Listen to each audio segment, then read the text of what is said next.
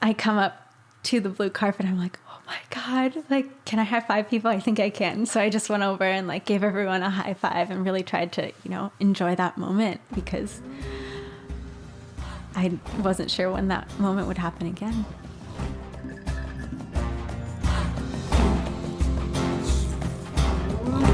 That was Taylor Spivey, and this is the Yogi Triathlete Podcast. We've got a great show for you today, but first, the Yogi Triathlete Podcast is sponsored by Health IQ, a life insurance agency that helps health-conscious people like yogis, runners, vegans, cyclists, and triathletes to get lower rates on their life insurance. Just like good drivers are rewarded with better rates, Health IQ does the same thing for Yogi Triathlete kind of people who are active participants in their health. We always say do the work for the sake of the work and not the reward. But that's not to say if someone wants to reward us that we walk in the opposite direction. So go to healthiq.com/YTP to support the show and see if you qualify. All right, you guys, definitely check that out. I went through the qualification process the other day, and it definitely got my competitive side engaged. And speaking of some healthy competition, we've got professional triathlete Taylor Spivey for you today, so welcome to the show. I'm Jess, your host, and this is episode 88 of the YTP. I just want to open with sending major love to all of the areas that are experiencing extreme weather, especially the intensity that has shown up in the Montecito, Santa Barbara area. There's really, really crazy stuff that's happening out there, you guys, and it's because Mother Earth is way out of balance. I've said it before, she will do what it takes to regain her balance, and we are seeing just what that takes. Transitioning to a plant-based diet is the single most effective move you can make for the health of the planet. Thank you to everyone who is making this shift, and for everyone who has purchased the Yogi Triathlete Cookbook to assist you in high-vibe living, 34 whole food plant-based recipes, and 4 chapters to support your vegan exploration. If you're loving the book, please leave a review on Amazon, and if you're loving this show, if it's assisting you in your sport in life, please leave a review on Apple Podcasts. This month, we'll be giving away 3 pairs of 2XU compression run socks to 3 randomly picked reviewers. Thank you, Chad, and thank you, Andrea. We saw your awesome reviews up there, you guys. You rock. Born right here in Southern California, Taylor Spivey grew up in Redondo Beach, daughter to 2 triathletes. Her mom, a former professional, and dad, a top age grouper. Taylor is said to have completed her first Ironman before she was even born. To say that she has the multi-sport gene is an understatement. She studied architecture at Cal Poly in San Luis Obispo while competing as an NCAA division swimmer in distance freestyle. Her background as a lifeguard set her up to handle pressure in the water. During her time in SLO, she got into triathlons, which led her to entering the USAT college recruitment program, which she credits as everything to her ability to follow her dream. Leaving architecture and lifeguarding behind, Taylor is officially all in with her career in triathlon. Training under the keen guidance of Paulo Sousa and his Triathlon Squad, Taylor is here in Carlsbad prepping for what we know will be her biggest season yet. Coming off of 2017, she showed the world that she is podium worthy, like when she took second in Madrid at a World Cup race and second to the powerhouse that is Flora Duffy the following week at the uber competitive WTS Leeds race. But like so many athletes, Taylor admits her mental game needs improvement. And with that kind of bait, we dove right into the power of mindfulness and meditation on the mind of an athlete. We get a glimpse into her nutrition and how she continues to navigate foreign lands and cuisines. And we touch upon her Super League racing experience from this past season, which left her with unfinished business. She also gives us an inside peek into her professional training on our podcast Extra, which we will be putting up on our Patreon page this week. If you are a supporter or thinking about becoming one, we have over 40 exclusive sneak peeks and extras for you, along with a building catalog of yoga classes and strength workouts. More coming this week, we promise. We hope you enjoyed today's show, and please don't be fooled by her sweet voice. This girl can put the throttle down, and with her mental game on point, we're sure that she will continue to become quite familiar with that podium. So without further ado, I give you professional triathlete Taylor Kick-Ass Spivey.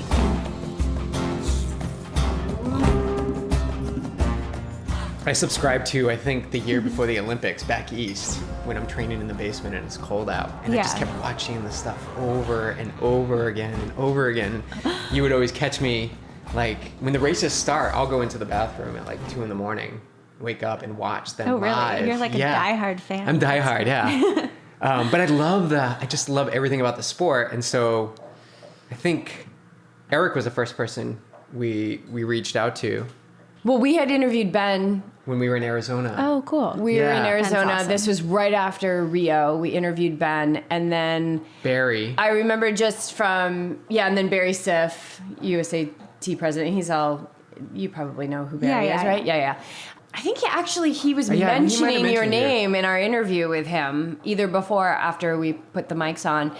And then I remember just in like researching Ben and checking on his site and everything, I got like hooked on Eric's videos, and I was this guy's super cool. I like him. And I knew at the time we weren't living in California, but we were moving out here, and I was like, all right, this guy's cool. Like, I like what he does. And I had caught his first video the day after the Olympic trials. Okay. That was the first one I watched, and it was just like really raw, and I loved like how vulnerable he was, and then I loved how he was like bringing like this different angle of his love to the sport. Yeah. And so I don't even know. He does a good job. Eric's like the epitome of cool, I think. He's super cool. He's super nice. I love him. Cool. Like, and he has something else going on outside of the sport, which I like really appreciate. And he's bringing more to the sport because of it. Mm-hmm.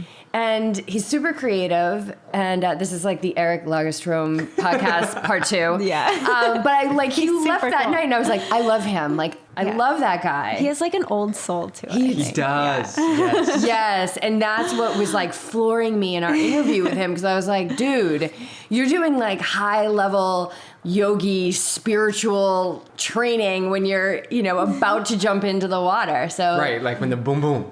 Yeah. Just like yeah.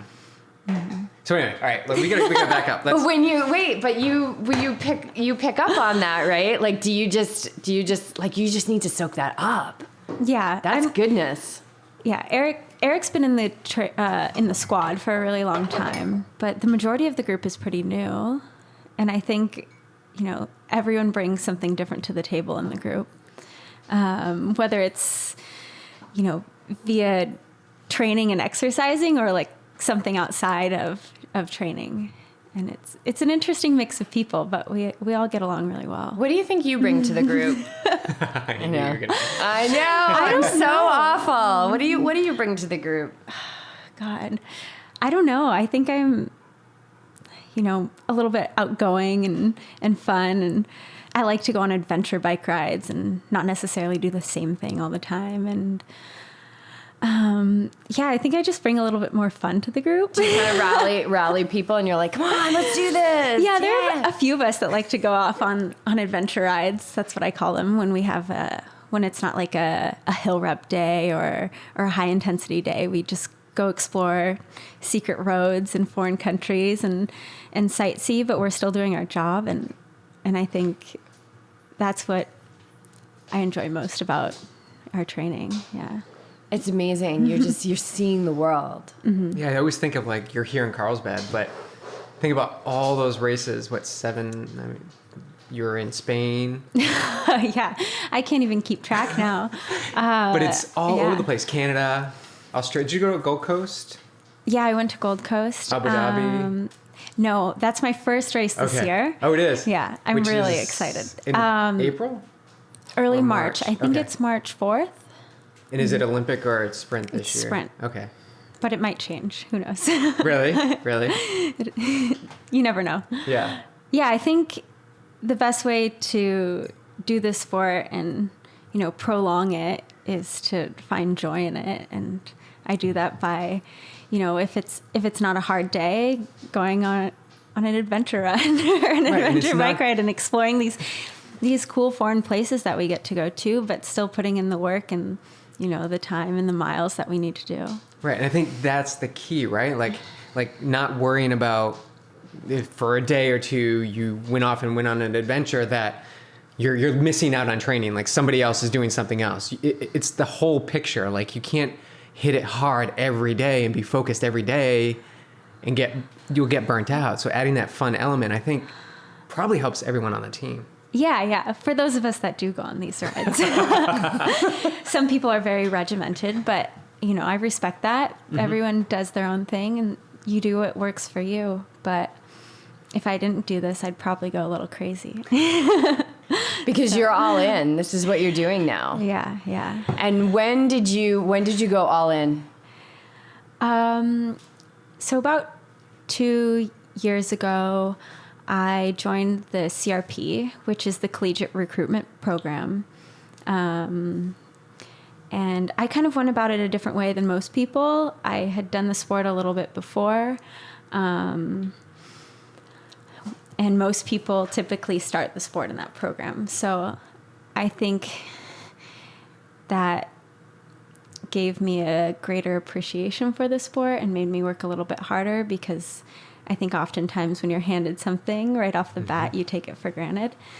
And that was my first exposure to like being full on, and I'd never committed to anything like full on before. I always kind of, I like to do a lot of things and like be really good at a lot of things. And sometimes that's not the best way to be really good at something. It wasn't until this year that I joined Paulo's group that I really saw my true potential, and it honestly surprised me. When did you join them? In like first of the year?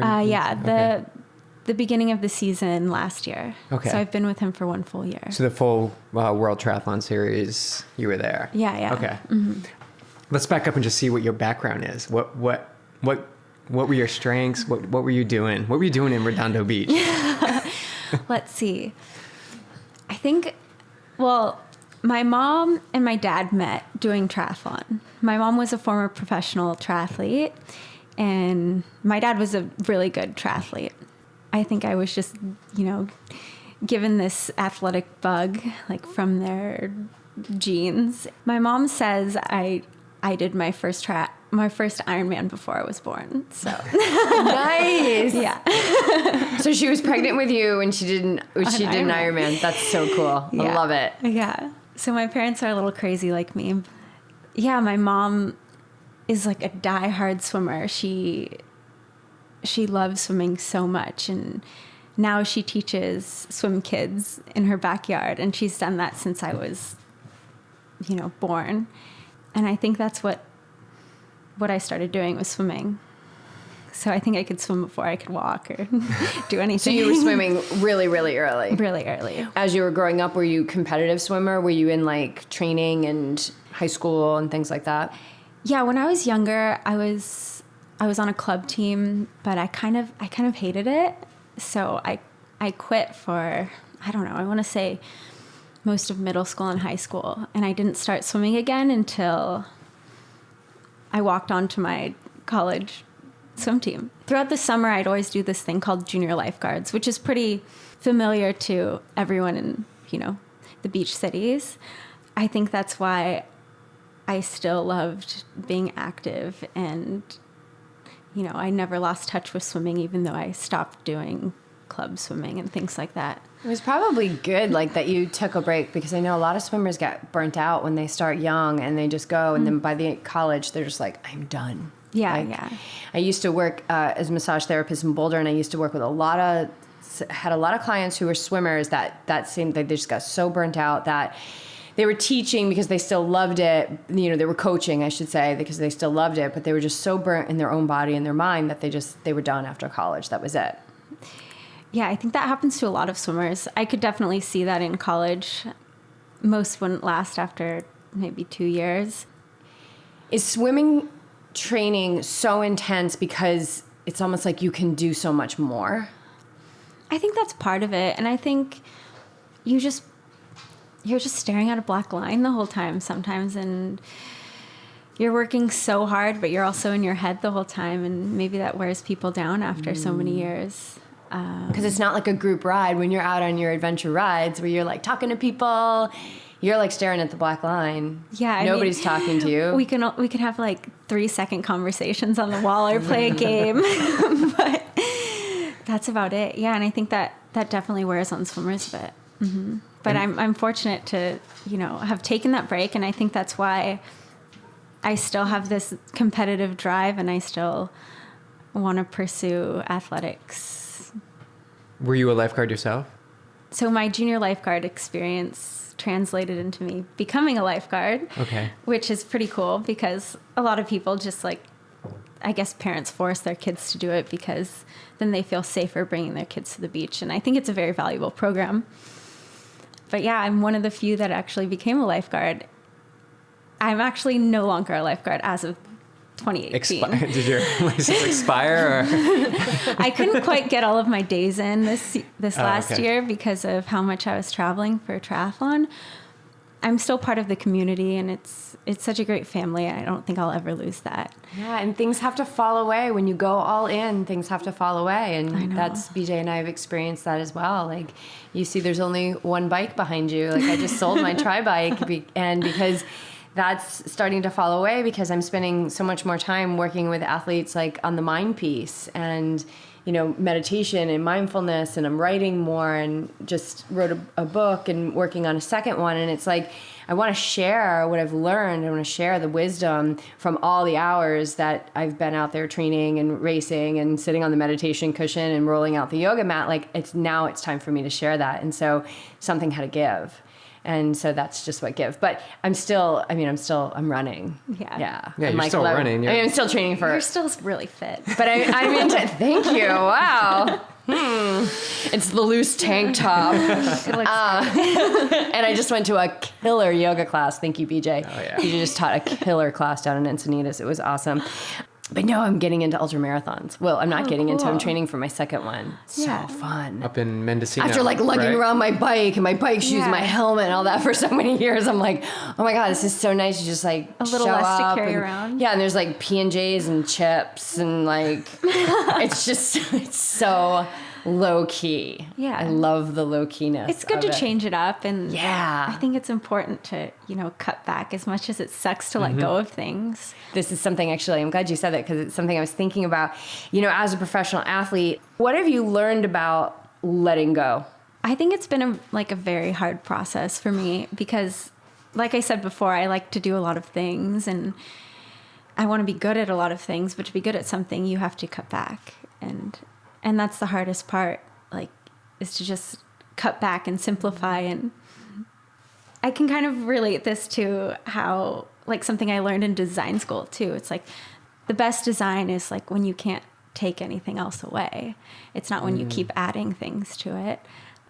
I don't know if I articulated that very well. No, you did. Yeah. And I'm thinking about I just this article that I wrote is just being published on a blog. Mm-hmm. It's 2,300 words, and she's like, I need it to be 750. And BJ's like, that, your reaction was like, that's gonna butcher it. I'm like, that's gonna refine it. Yeah. That just makes you, when you, because I bet it could be even more potent at 750 words than 2,300 words. You have to Get more to the point. Yeah, and I mean, obviously, you see how simple we live. It's so nice to strip away what you really know that no longer serves you, so that you can shift your focus to where you want it to go. And for us, it's Yogi Triathlete. For it's my running, it's BJ's triathlon, it's doing this podcast, it's connecting with awesome people like you, and I think you just keep questioning what it is that you can kind of shed and being okay with things falling away. Yeah, I think that's the hardest part is being okay with it, because you want to hold on to all of these things, but letting go is the hardest part. And detachment is huge from a yogi standpoint. It's the biggest thing that we have to learn. Mm-hmm. As people come in and out of our lives, as babies are born and people we love fall away, or, they leave this world, and we suffer because it's attachment. Mm-hmm. And so it's refining that design. It's every time you feel that pain of letting go, whether it was me getting rid of photographs or love letters that BJ threw all your love letters out, by the way, when we moved. Now, I kept one, actually. You used to write me a lot. Right. Letting those fall away. And every time that we're able to do that in a way where we walk away and we still feel we still are able to regain our fullness, all of that counts towards the big things in life, because life is going to ask you to detach from things in a huge way over time. yeah. And so there's no effort, as we say on this path, no effort is waste. And it's the same thing with your training, going out and doing the workouts, no effort is a waste. Yeah. So when I lost my lifeguard job, I guess you can call it, like a part of me was really sad, but I also saw it as an opportunity to just like entirely focus and not have this fallback plan. Or I still have this community and this network of people that I love and that are passionate about like this beachy active lifestyle that I can hang out with when I go home, but I don't need to like fulfill these obligations of like, oh, I need to, get this many tower days in. I need to go do this lifeguard recertification now. I can just focus on triathlon, and that's what I'm doing right now at this time in my life. I think the fallback plan is dangerous. The fallback plan is like... Gives you an out. It gives you that little out. It's like marinated in self-sabotage, like the fallback plan. Like, oh, well, I can always do this. And we've both been guilty of it too. Absolutely, like, oh, well, I'm just going to keep this here because it's like, I know that I've got something if this blows up in my face. But in order to go all in, you got to go all in. Yeah. You got to go all in. It's scary. It's so scary.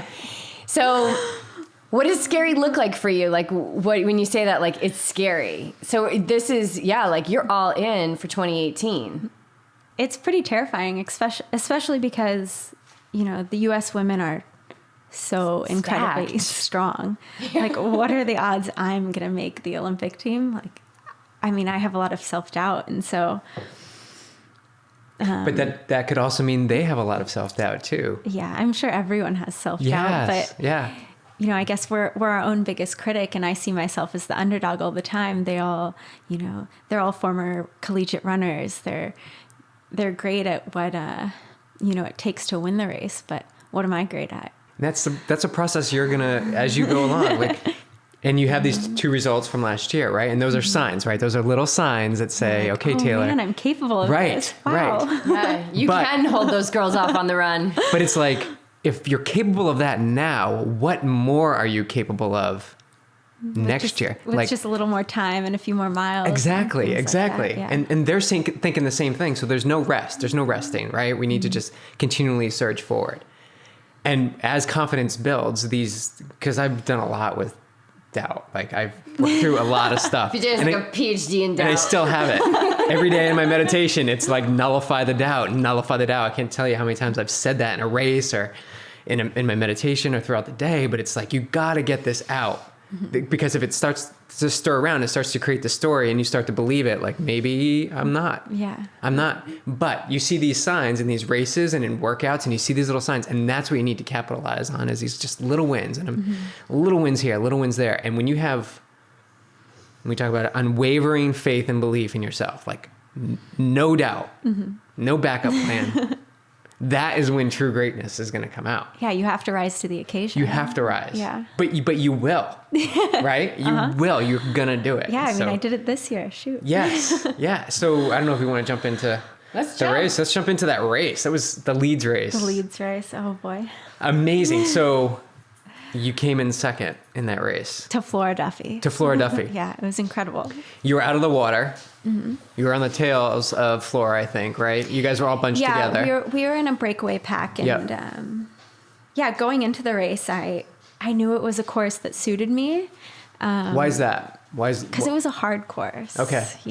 It favors the well-rounded athlete. It's not just a swim, sit on the bike, and see who runs the fastest. It was like swim fast, bike fast and smart, and know what you're doing technically. And then the run was also pretty hard too. It was relatively hilly and windy day. So yeah, it favored my strength, which is just being tough, I think. you're tough. Like, yeah. So going into that, you were eyeing it. I think going into it, I had a bit more confidence than other races, and that definitely helped, when I was climbing up the hill in T1, trying to hold Flora's wheel, and thinking, oh my God, I might be in a breakaway with Flora Duffy. Because that's the pivotal moment. For those that are listening, that's the pivotal moment when you get out of the swim and you get onto the bike. Like, if you make that front pack, especially with Flora or some other good biker, like you can create some time between the rest of the people. Yeah, that pretty much, that moment would have made or broke my race. Had I not made that pack, I wouldn't have gotten a podium, my first podium. That day, I knew I felt pretty good. I could tell on my swim warm-up that I like had just that little bit extra that I think would have made the difference from the pontoon start. And so there were some critical moments even in the swim where I saw that the person in front of me was losing feet and I had to go around them and things like that. And I had to push myself just a little bit harder. Running into T2, I remember after the race, I told my coach that was T1. That was the hardest T1 I've ever done. I'm pretty sure I threw up in my mouth a little bit. He's like, well, it paid off. So Were you just hauling ass? Yeah, I was like, don't lose this breakaway, Taylor. Like, this is a once in a lifetime opportunity. Like, show them what you have. There was a huge hill leading out of T1. And so I practiced mounting my bike quite a few times going up the hill. And it's like, okay, as long as you get one foot in your shoe, you know, you can go up this hill and, you know, you can stay in whatever pack you're in. And so I practiced it maybe 4 or 5 times before the start of the race. And it worked. I got one foot in. The other foot didn't quite get in, but Flora was behind me mounting the bike and she came around me and I just got on her wheel and I was like, this is a make or break moment. And one of my former training partners got dropped and I was like, oh no, you need to go around her. So I had to go around her and I was just like, just stay on Flora's wheel, stay on Flora's wheel. And I didn't know really what was going on at that moment, but I was just so immersed in what was happening that I was able to do what I needed to do to stay in that bike pack. And once we started descending the hill into the city where we did a circuit of a few confusing laps, I realized there was only 4 of us. And I was like, oh my God, there are only 4 of us in a breakaway at a WTS race. And I'm one of these people. Like, how is this happening? Right Does your mind go to who's in the group and who's a good runner? Do you start doing calculations like that? Or were you in flow? Like, I just got to hang on to Flora's wheel. I don't care who's here. Swimmers usually aren't as good of runners. So you're always kind of trying not to get caught if you're in the breakaway pack. And that's more or less where my mind was at that moment. Halfway through the bike, I was just thinking, oh my God, you might get your first top 10 at a WTS. Top 10, even though you're in the top 4 in the group. Like, these girls will catch you, but, you know, just be smart. And I put so many gels on my bike that day. I had so many gels, and I was just so afraid of bonking and just ruining my day because of poor nutrition that I just overdid it. As each lap went on, I could tell someone was giving us time splits and we were increasing the gap between the people behind us. So I was like calculating in my head, like, okay, we're 2 minutes ahead of the group, but some girls, depending on how I'm feeling today, might outrun me by 2 minutes. Then coming into T2, I was like, oh, you know what? I might get top 5 today. And I like have a horrible dismount into transition. There's like huge crowd, like the biggest crowd I've ever experienced at a race. And I was so nervous. I was like, oh my God, don't mess this up, Taylor. So I run out of T1 last from that bike pack and I catch one of the girls pretty quickly. And then I catch Beto and at the bottom of the hill, I'm like, okay, just stay with Beto. Like, race this smart. Don't mess it up. Don't go out too hard. I look back and I'm like already starting to drop her. I'm like, oh, you know what? I feel kind of good today. Maybe I'll just keep going and see what happens. I see my coach at the top of the first hill and he's just like, go, like yelling at me like he always does in races. And Flora just pulls away easily, gracefully. Did you have any idea that Beto had a penalty at this point? No. So you're just like, you're going. I was just like, I gotta go. Okay. At that point, my mindset was, don't let the girls from Pack 2 catch you. Or all of them. I had a feeling a few of them would catch me at that point. Yeah, I was still in the mindset of, maybe I'll get top 5. Even though you're in third at this, you're in second at this point. Yeah. Uh-huh.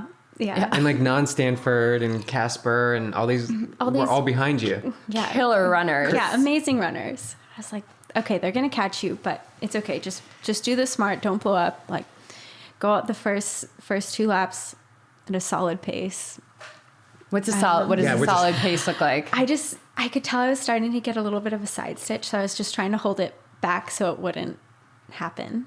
And what is that? Like what are you running? Because you don't wear watches, so they don't wear watches in this. Love that. In this short distance, right? It's I'm like not you just a former go. runner, so I just kind of go with how I feel.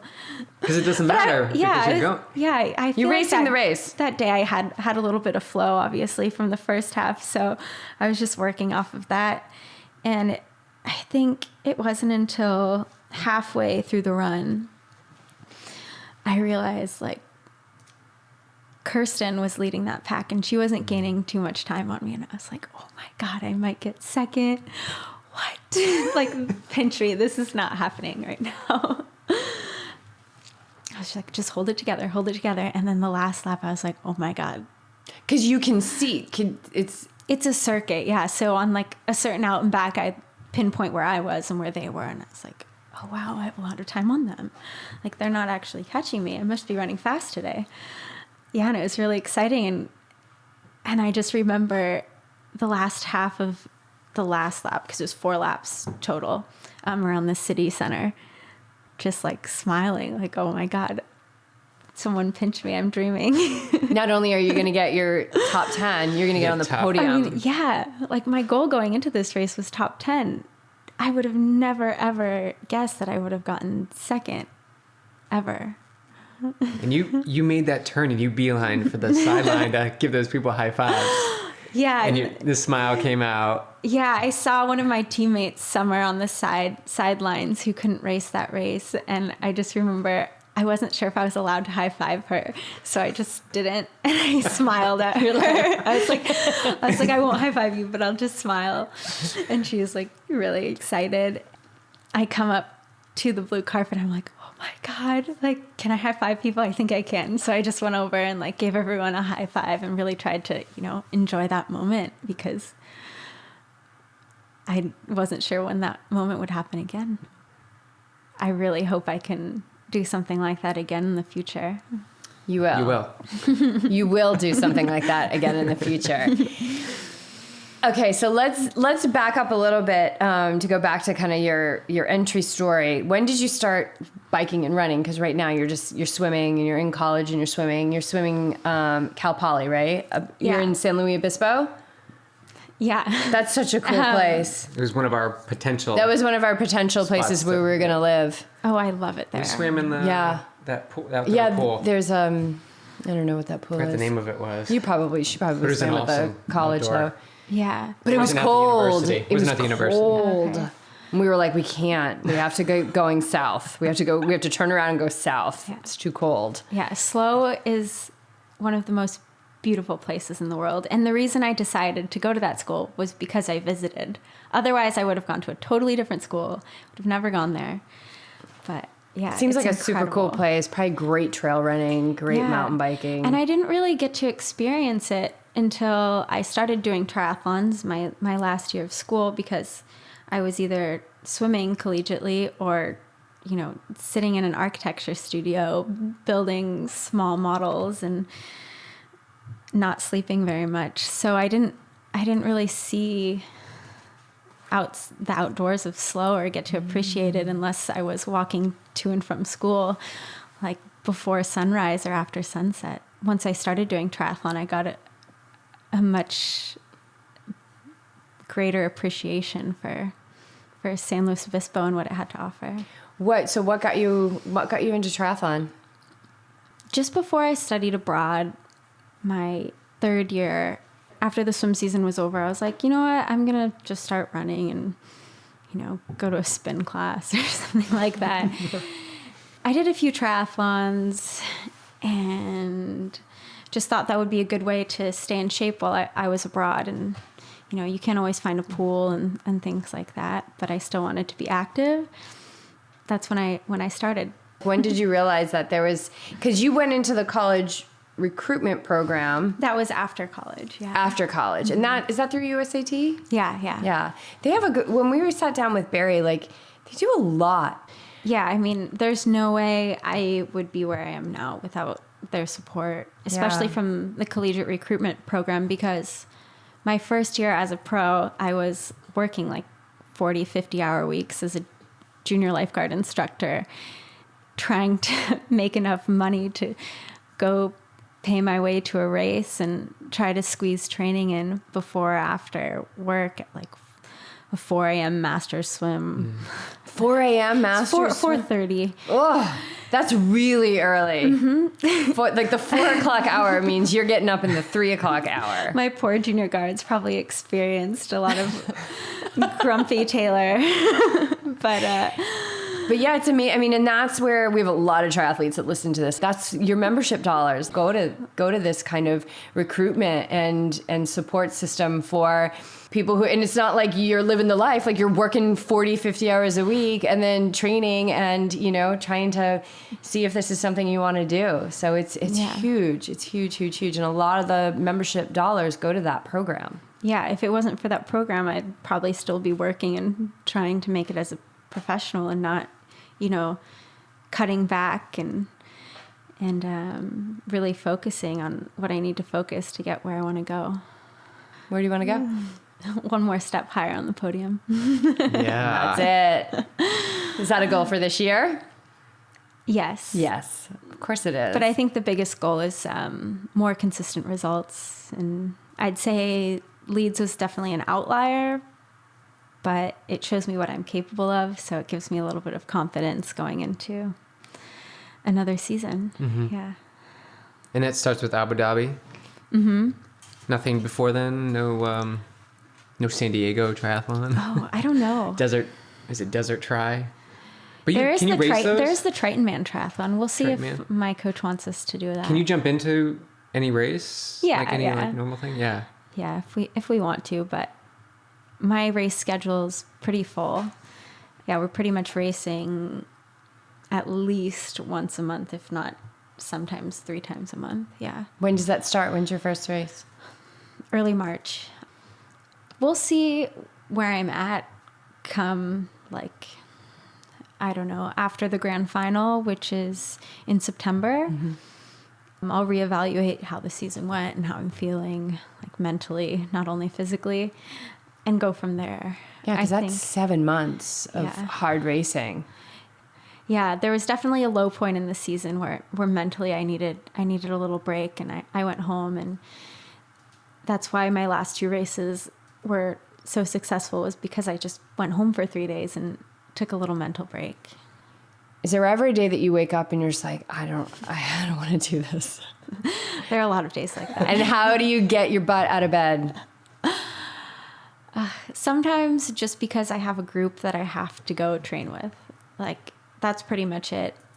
Because sometimes when I go home and I have to train on my own, like hopping in the pool and doing a swim set, I think maybe it's because I'm a former swimmer, but it can just be so boring and like almost dreadful. But then other times I realize what doing these little things has done for myself as an athlete, and that often just like pushes me to just hop in the pool and get the workout done, or just get up, do my prehab exercises so that I'm not injured later on and things like that. It's hard to remind yourself of that when you're really tired and in a hole, but how important are those like prehab exercises and the rolling and all of that? How, as an athlete, how important is that to your success? I'd say it's very, very important. I came away from 2016 with a pretty bad shoulder injury. And the reason this last year, 2017, was so successful was because I did my shoulder exercises religiously every other day. At the beginning of the season, it was every day. And if I hadn't done that, and if like the physios that I worked with hadn't instilled like this idea in my head that I had to do these every day to stay healthy, then I probably wouldn't have done it. Mm-hmm. But that's why I had such a successful year, was because I was able to stay healthy, not be injured, and train consistently. What does nutrition look like? So let's go on the opposite end. So what's your daily nutrition and focus, pre and post workouts? I think the most important thing is to always eat food and not try to substitute with supplements all the time. I find it's so hard sometimes to get in all the calories I need that I need to have like a protein shake after crucial sessions or take some gels with me. And sometimes in the middle of a swim workout, I'll just get out of the pool and grab a gel because I'm so hungry. But then sometimes I realize that's because maybe I'm not fueling properly. So it's been a learning experience for me as an athlete, just to learn what kind of nutrition I need and eating the right things at the right times and learning what doesn't work for me is really important as well. It's huge. It's huge. And nutrition is such an individual thing, the way that people eat, what they choose to eat, even more so of like what works in your system based on you and your training versus me and my training, but you and your training and how it varies every day. Mm-hmm. So before a swim, what would you typically eat before a swim? Because I'm assuming, like, when you guys train, your swim's usually the first. Yeah, this year it's a little different. Most of our swims are first thing. Last year we'd have like an easy run first thing. But I got in the routine of, I think, teaching my stomach to handle like a bowl of oatmeal with a banana and some honey and maybe a spoonful of almond butter and something like that. And I pretty much have that every morning before a workout. How long before the workout would you eat that? Because I'm thinking there's been many times I've like done talk about the throw up in the mouth. Re-eating the oatmeal. If it's so good. Oh yeah. If it's a hard session, definitely I wake up like 2 hours before at least. Sometimes I just hit snooze too many times and I totally regret it afterwards. Yeah, that's huge because there's times like I'll be eating the oatmeal like on the way to the pool and I'm like, I am going to be so screwed. Yeah. I'm going to be so screwed. If you under fuel, like you get the hangry like in the middle of the swim set and you're like, well, what do I do? Like, do I get out? Do I complete this set one more time? And you're like, I think I'm going to faint. I think I need some sort of food in my system. Yeah, I've learned that lesson the hard way. I always have gels or bars in my bag because sometimes I just get hungry. Like, no matter how much I try to fuel properly, I think I'm always learning more about myself. I'm not perfect. I don't wake up 2 hours before every session and eat as much as I can. But I think that's a good thing for people to hear, like 2 hours before a session. That's pretty ideal. Yeah. I would think. For a race, it's 3 hours. Absolutely. Yeah. Like my last big meal is 3 hours before. So it just depends on that intensity. Do you always have the same race breakfast? Well, sometimes your races are in the afternoon too. Yeah, it's really hard because the time of our race is very, like, sometimes it's at 2 p.m. and you're just like, how do I fuel for this? Like, I want to eat lunch, but I don't know. I usually try to have a bowl of oatmeal about 3 hours before rice or whatever's convenient, and like a banana and something to make it taste okay. But I find that anytime I do something a little risky, I really regret it in the race. So I have to be very careful because I have a sensitive stomach. But it's all trial and error and I think very individualized. Mm-hmm. Some athletes can handle any food and I can't. And it's going to change too, like as you get older and it's all going to change. Like I think it's always a constant I was getting up and process. Doing or whatever. Oh my God, BJ is Ensure drinks. You're like what do they call it? Like the guinea pig. I was going to call you a gerbil, but you're the guinea pig. I'm the guinea pig. Which is so great. I've tried it all. Like I've gone to races like I'm not going to have anything. Because I'm going to cramp. Yeah. So I go through a 3-hour Olympic distance race and I'm like totally cramping. I regret this. Doesn't have any fuel. I love that one. That was like, I'm not going to drink on the bike. Oh, that sounds like a terrible idea, but why don't you try it out? It sounds extreme. And you were like leading for the first half mile of the run, and then you like walked it in. Oh no. Yeah, but that's a valuable lesson. You'll never do that again. I know, but it's so great for his athletes because he really has. Exactly. I remember you would make us get up like for half Ironman or Ironman. How many hours before? Like 6 hours. It was like in the middle of the night. 2 in the morning, I'd have Ensure, and I'm like to drink like some old person drink. Like, tasted like chalk. And I was like, I'm sure we're supposed to be doing this? And then go back to bed, and it was awful. It was terrible. I've definitely tested a lot of practices. Ask people what they do and test it out. But you're so right. It's unique. Eventually, you find that combo, that combination of things that's, wow, this works for me. This works for me. Yeah. I'm going to stick with this for a while. And you probably go out with a bunch of the teammates, your teammates, and they're all on different eating plans. Like the night before a race, I just go find a Thai place and have some fried rice with chicken. And that's it. But that's it. And the rare occasion I go out with other people and I eat what they're eating, my stomach is not happy the next day. The most important thing is for us as professionals is to perform on race day. So nutrition's pretty important the 2 or 3 days, especially leading into a race. Yeah, it's the night before. Yeah, it's the morning of. Yeah, it's during the race. But it's also, what is it even before that? Yeah. Leading up to it. And I think even to look at that, not even, yes, performance on race day, but also recovery. Like, how is your body going into the race? And I think your body going into the race has so much to do with how you bounce. Yeah. And how you're fueling it in that whole week, really, before the race happens. The hardest thing for me, I think, this past year was learning how to fuel properly when we're at these training camps in foreign locations where we don't have a car and we're not used to the same food and things like that. So I've found what's most helpful for me is I pack some of the things that I'm used to. I work with this nutritionist, Liz Fusco. She works with the U.S. rowing team and some other triathletes.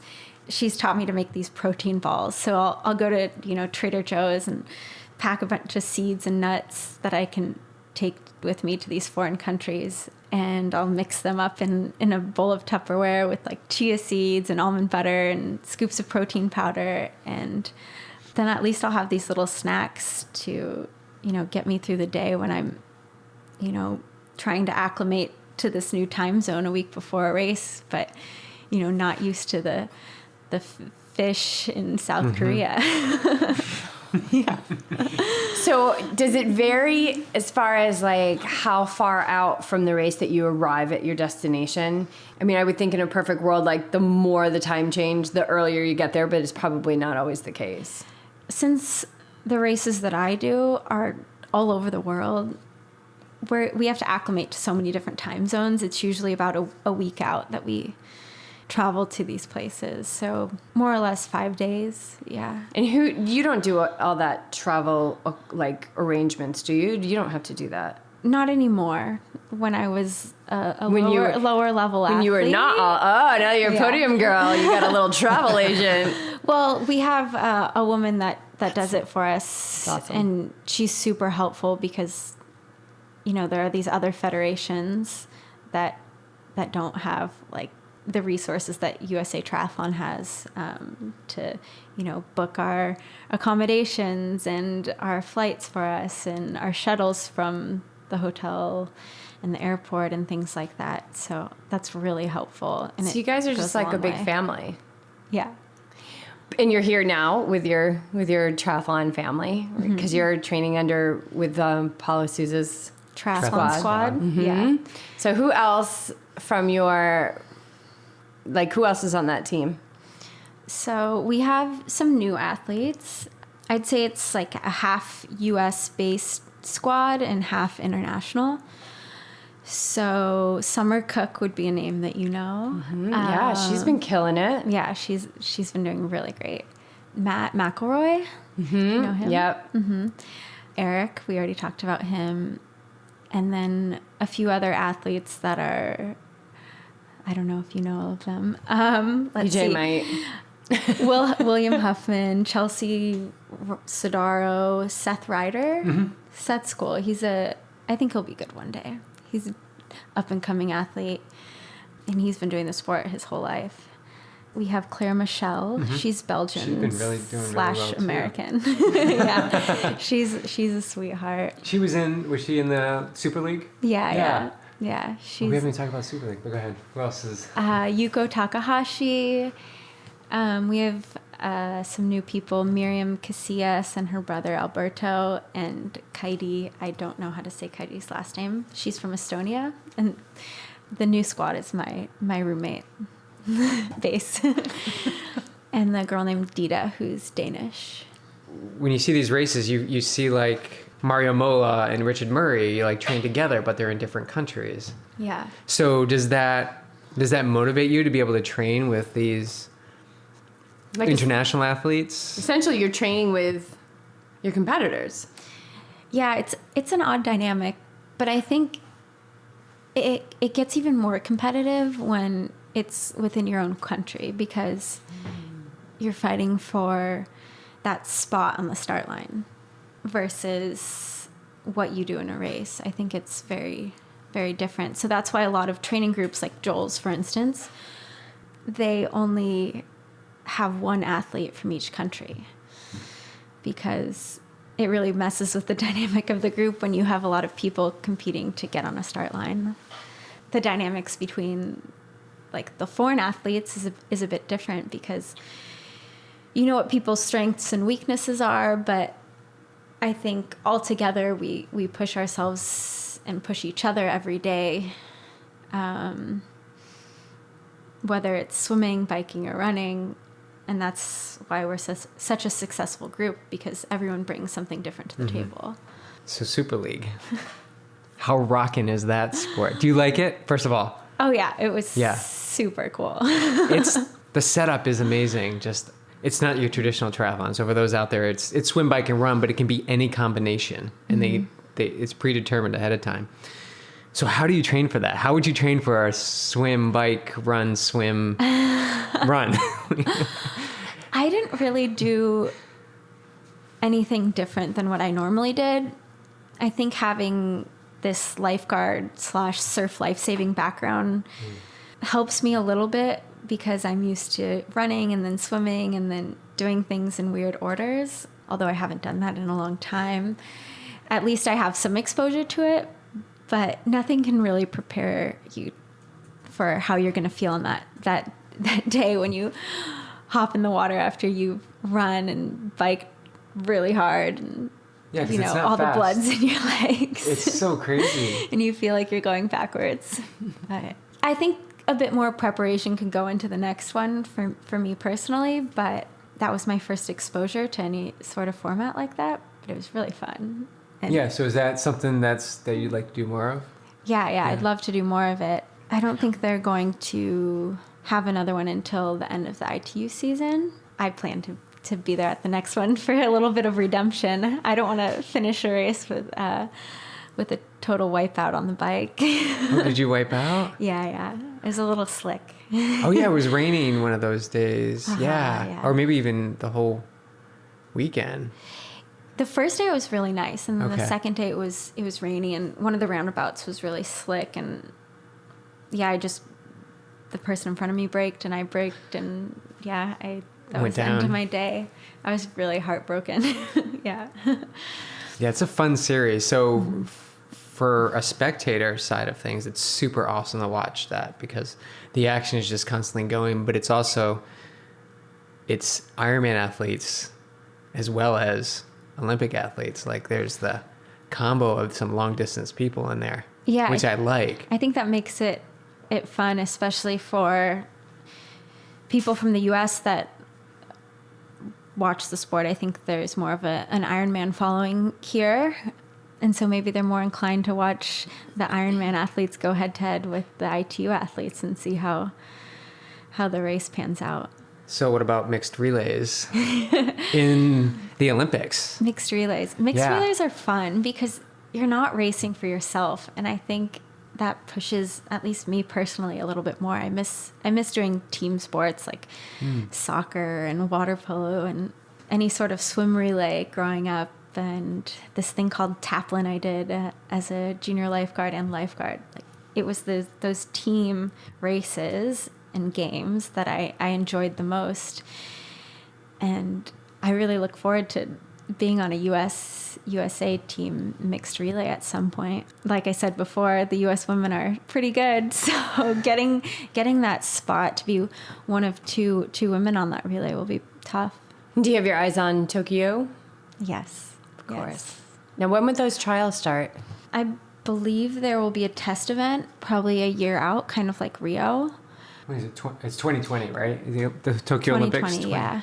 But the first Olympic qualification points for 2020 selection starts at WTS Yokohama this year.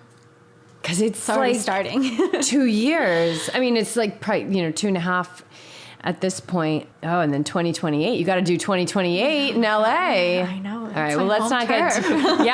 I'll be way too old then. No, you won't. You'll be like, give me another gold, please. That would be great.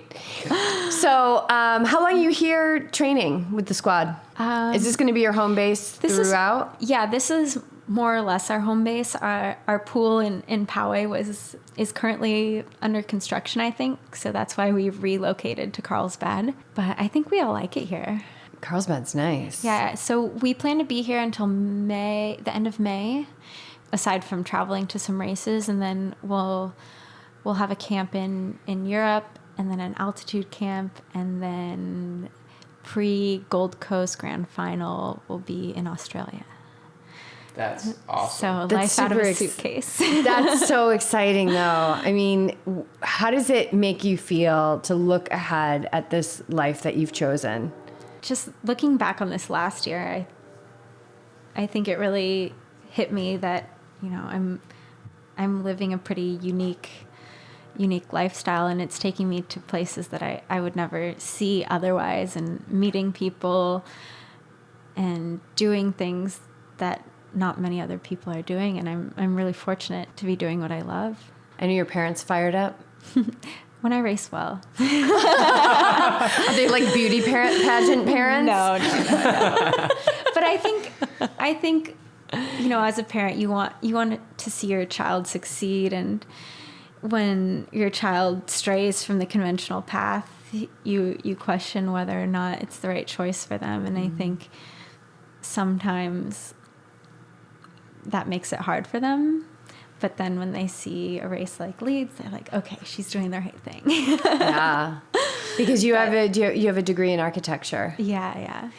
Do you play at all with design or anything? Like, I know you probably don't have a lot of off time, but do you miss it? Do you play with it? I definitely miss using the creative side of my brain. Because you're so linear. Yeah. Right now. Yeah, I think doing triathlon's a bit the opposite. Sometimes I find creative outlets. I wish I had more energy sometimes to do more creative things, because I'm usually really tired from training.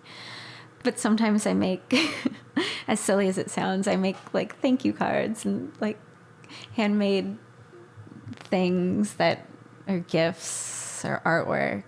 And that's something I'd like to be my New Year's resolution, is to just bring a little sketchbook with me and a pen, and try to tap into that part of my brain every once in a while when I visit these cool countries and work on my sketching. Yeah, I mean, think about all the different places you're gonna. I mean, Abu Dhabi, Yokohama, Yeah. I mean, and you've been to a lot of these places, but to go there and then bring a little bit of that creativity. We were talking about Eric. I don't even know if the mics were on or off, and like how he brings his creativity to the sport. Yeah. I don't know how he makes time for it, but it's something that he loves, and I think it's something that is really important to him. And for you to break from that super linear movement, and to use that other part of your brain, to use that creativity to just be fully in the present moment in a different way, would probably be, even though you say like you're tired or whatever, it would probably be very rejuvenating for you to incorporate that. Yeah, I definitely agree. Looking back on last year, I know that I need to work on like the mental side of things, and just, finding ways to, step outside of wherever I am mentally, since we're in these like confined training environments with the same people all the time, and just, do something totally different. And for me, that would be doing something creative. So the easiest way to do that would be to travel with my little sketchbook. So now I have to be held accountable because I just told Yeah. the world. All right, so we'll check in with you then. Notebook in a week. We'll check in after your first trip. We want to see a drawing. We'll take a picture of BJ at 4 a.m. on the bathroom floor watching the race. This morning.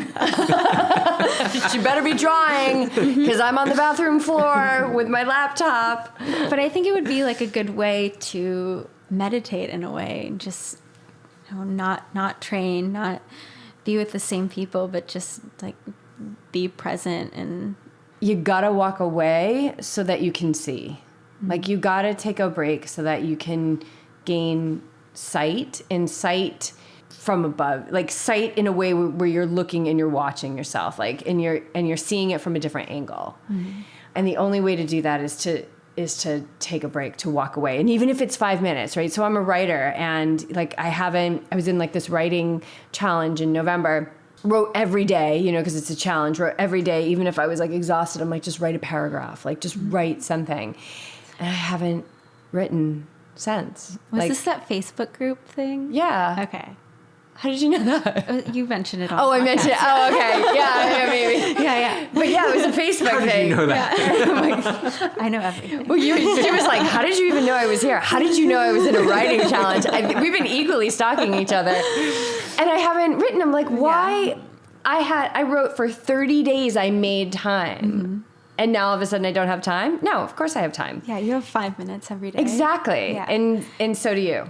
But it's just so hard to get yourself to do that. But I think if you get yourself in a routine and you just like do it first thing in the morning or do it right before you go to bed, it makes it a lot easier. It's huge. And it's creating that neural pathway. It's like, it's a part of your routine.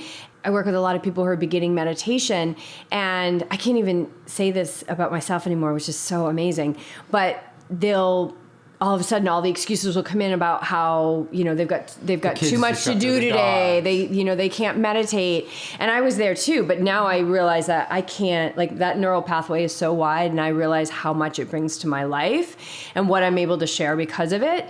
All of these things will come in. So the writing, okay, let's take the writing instead of the meditation, like the writing. And all of a sudden it's not in my awareness, and I'm not doing it anymore because there's no accountability. I'm not in the challenge. Like you've got to do the swim, bike, and running every day. You have to do the prehab because you have to do the swim, bike, and running. You have to do the rolling because you have to stay healthy. And it's like, and so it's becoming accountable to yourself, which is even harder, It's like I the think. hardest thing to do. It's so Yeah. much easier to be accountable to someone else. I know, but it's so important because I know that when I write, when I reflect, when I mind dump, like that's how I look at it. Like if I'm just journaling in the morning, just mind dumping, right? And that would be a very similar thing. Yeah. Just mind dumping in the way that you're creating something. It's totally different. It takes you a step out, and I think that there's a huge amount of potential to up a mental game just from that. Just from exercising your creativity and doing something that you love. Yeah. It's huge. Just take a mental break and Yes. Because it's hard to see when you're in it. Yeah. And it's like, and I think a big part of the mental game is watching your words. Watching, no more hope. Like you're not I allowed to know. say hope ever again. If my coach listens to this podcast, he's going to be like, use the word hope, use the word try. Yes. These are words you're not supposed to use. Yes, you're not allowed to use those. No more hope, Words are right? powerful. No, there's no faith Yeah. in hope. There's no faith in hope. It's like and you not only will you already have. Yeah. You're just going to catch up to all of it, And our words are really, really powerful. So this whole universe is just a mathematical equation. Everything we say, we do, we think is a boomerang. So we throw it out and it comes back. And the universe says, oh, well, she's just hoping. Whereas this other girl's like, I'm getting it done. Yeah. Like, I'm going to win that race. And I'm thinking about Suzanne Davis, who was on our podcast, who's really awesome. She's got a lot of wisdom. She's in her 40s now, and she's one of the best. I think she is like one of the best in if her not age the group. best. She's definitely been Ironman, yeah. Ironman world champion in her age group. But she was professional, Yeah, she was professional when she was younger, like in her 20s. And she just bonked at the Olympic trials and had to like walk away because she was so in it. She never gave herself that sight, that space to see. And she had to walk away, and she took a big break, and now she's back. And Siri Lindley too. Same thing with Siri Lindley. Okay. If you know Siri Lindley, she did the same kind of thing. I do think it's important to give yourself that like mental like headspace. For me, it's doing something creative, but for someone else, it could be like for you guys, it's meditating or going to yoga. And, you know, I've incorporated some meditation into my life, and I've felt it's helpful. It's so helpful. It's gold I was for gonna the say athlete that. mind. Yeah. It is gold. Like, Because we focus so much on like physical recovery, and like the physical side of what we're doing as athletes, but it's really hard to hone in on the mental side, and taking, whether it's, you know, taking a step back and reflecting, or just taking a step outside of what you're doing. I think it's really important. it's huge. Meditation is huge. I can't stress it enough. Like, because it's going to give you that space. Because what happens in meditation is that you get in touch with something that's like underneath everything. It's like under your breath. It's under your words. It's under your thoughts. And then you start to hang out in that, like that part of you becomes a little bit more robust, and it's kind of like with you a lot. And that's how you can really start to hear your words, and you can start to see those boomerangs that you're sending out. And so to start, Taylor, like all you would do is just before the sheets are even off, like you're still all cozy in the bed, you have not hit snooze, you've just shut the alarm right off. No, she's not hitting snooze anymore. And no, sometimes you do need to hit snooze. And you just take three breaths. Like your eyes are still closed, you're still all comfy in your bed, and you just start this practice of just, I'm going to take 3 breaths.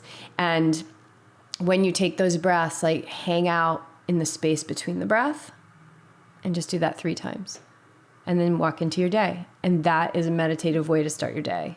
Because when you get into that space between the breaths, there's something there. Like at first it seems like there's nothing there, but at further investigation, you realize that there's something very much there. And to me, what I've been able to access through that space is like that part of me that is closer to me than the breath. And that wise being, right? Like that part of us that's just unchanging. That part, like when you're on Flora's wheel and you are just redlined, there's that part of you underneath, like your breath, underneath all those gels you got packed into your suit. There's that part of you that's just watching it all. And the more that we can touch that part of us, the more that she'll show up, and you start to operate from this place of calm, and you realize, like, wait a minute, there's no way, like I can't afford to use words like hope and try because that's a vocabulary that I do not need. It does not serve me. And I think that It's not going to get me to where I want to go. right. And so it's like, what's the next logical step? So for you, it's losing those words completely. And like I said, everything is energy. Everything's like a mathematical equation in this universe. Sometimes the physical world takes a little bit to catch up, but like keep your eye on that podium, like see yourself with that gold medal in Tokyo, like do those things, because that's the boomerang you're sending out. It's what your competitors are not doing. They're not doing it. This is starting to like get into mainstream, but for the most part, people are still dealing with, I think we talked about it at the beginning of the conversation, like people are still dealing with a lot of doubt, a lot of fear. And we believe that that's an acceptable part of our life. And it's not. And we also believe that it can be a motivator. And it's a motivator, but it's a very unsustainable motivator, because the heaviness of that vibration will eventually take you down. So the operating from this like calm place, like this super powerful place, like that's the sustainable place to go kick some ass out on the course. Wow. So 3 breaths. Yeah. 3 breaths. I think I have a new thing to do in the morning. 3 breaths. I like this. Yeah, you like this. Yeah. Good. You're going to love this. Yeah. Oh, this is great. And it's only the start. It's only the start. It's only the start. Right. You watch. Once you You're going to start be like, uncovering. Yeah.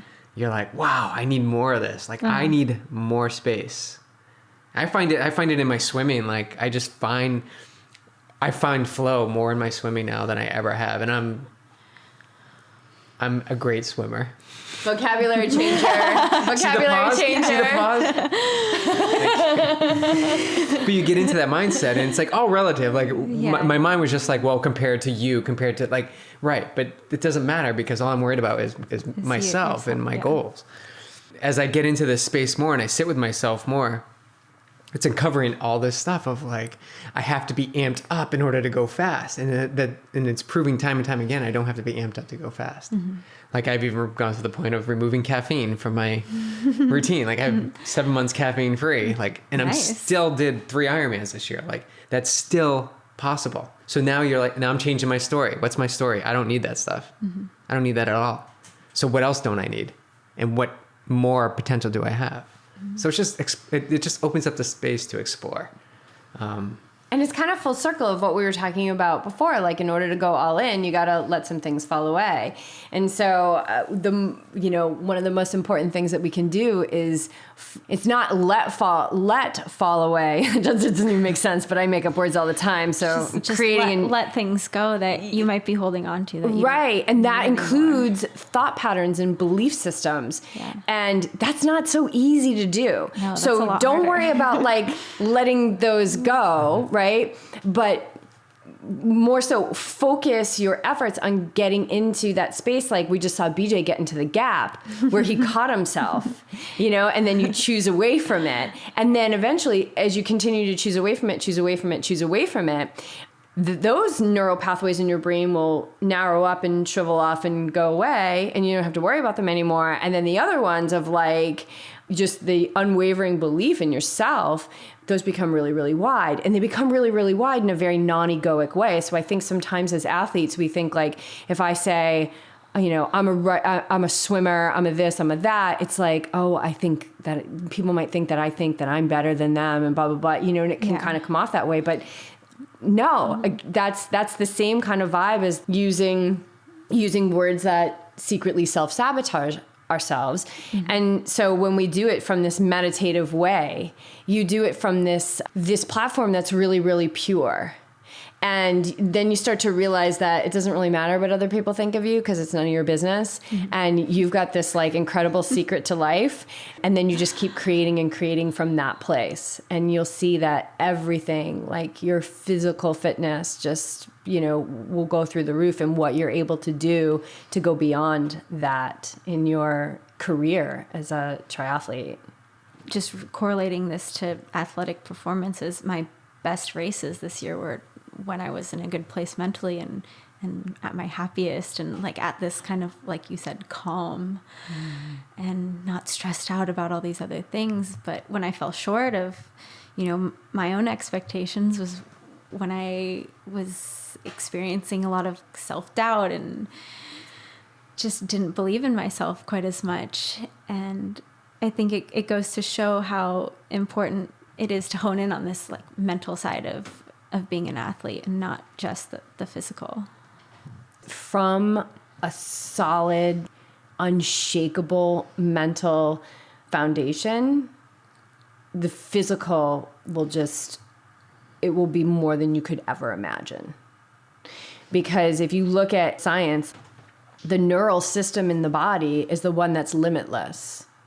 The physical fitness, it has limits. It's the neural part of ourselves that will allow us to push past the physical limits to a level that we couldn't imagine by just focusing on the physical. Mm-hmm. It's the mind training.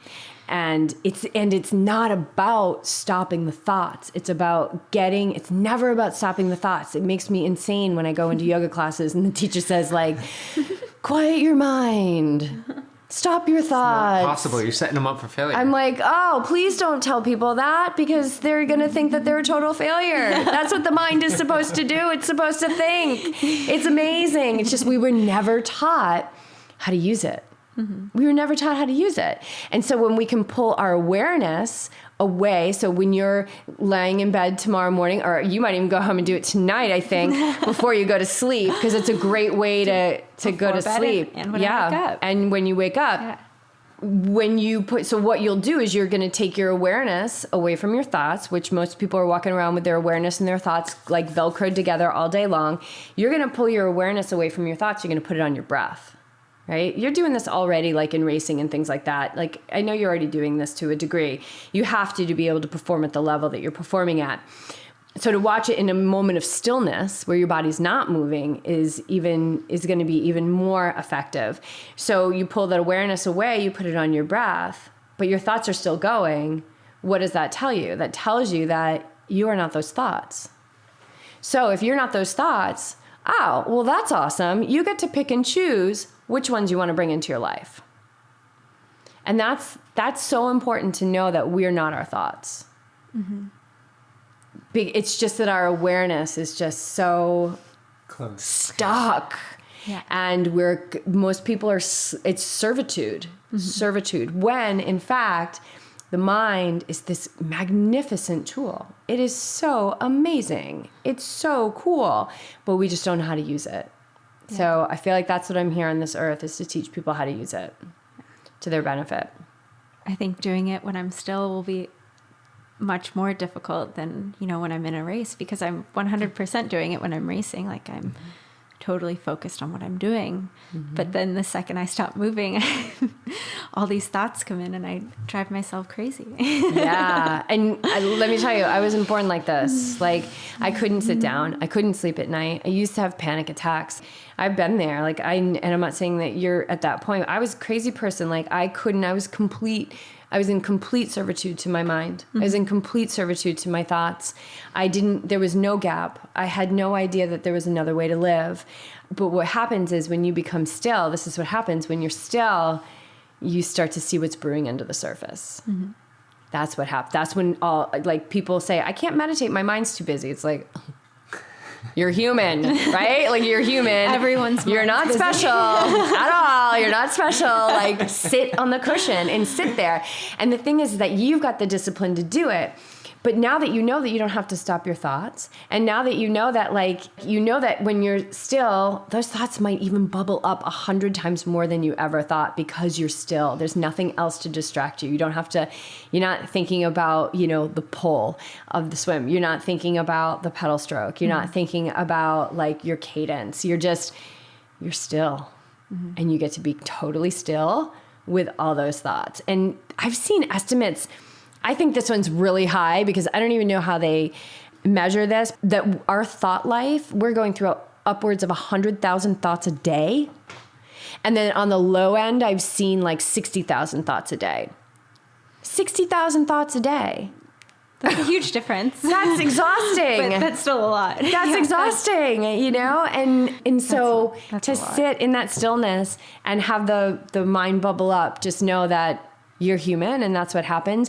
But if you create a practice with it, there's going to be some massive change. Yeah. And you're not going to notice it from the stillness. You're going to notice it in other parts of your life first. Even if it's as simple as taking 3 deep breaths. You just start there. Mm-hmm. Master those. Okay. And then shoot me an email. I will. With a picture of a drawing. Yes, with my sketch. My 5-minute sketch. So you've got homework to do after this podcast. That's okay. All right. Anything else? Wrap it up. How people follow you and get connected with you? You have a fun social. I try. She's the adventurer. Like I am on the team. I'm the fun one. You can follow me at TK Spivey. It stands for Taylor Catherine Spivey, which is my full name. Taylor Spivey was taken, so. Who is she? She was actually a really good collegiate swimmer at UCLA, I think. Really? Interesting. Yeah, we should get her on the show too. People get us confused. I think she's a few years older than me. But yeah, she took it first. So yeah, at TK Spivey, and you're on Twitter. Yes, I Instagram. Occasionally go on Twitter. What's your jam? Mostly Instagram. It's more my demographic, I think. Instagram's big now. Yeah, I think it's also a creative outlet for me, like taking pictures. Of your but sketches? then- Of my sketches, yes. And I think she gets the point. yeah, and occasionally I post pictures of myself because I think that's why people follow me, is to see what I'm doing. But yeah, I try to keep it creative and witty and funny, and feel free to ask me any questions if anyone out there wants to send me a message. I'm, Awesome. happy to answer them. Well, thank you so much for coming over on this very cold, very rainy San Diego night. I know, it's like a true winter. I know. Except it's not snowing. It's not snowing. You like walked in here like you were just coming in from the tundra. I know, with my cute little beanie with a bobble on the top. Yeah. Thank you so much, Taylor. Thank you for having me.